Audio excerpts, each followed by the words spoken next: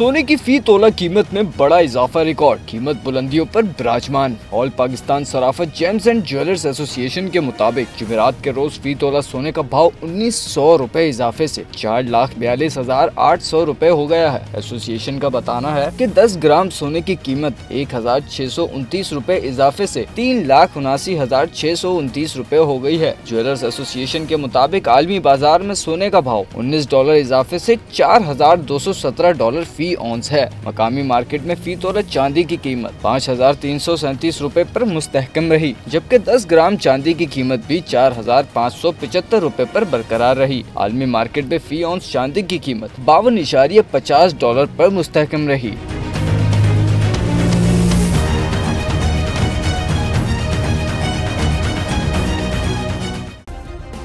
Subscribe करें और bell दबाएं ताकि कोई खबर रह न जाए।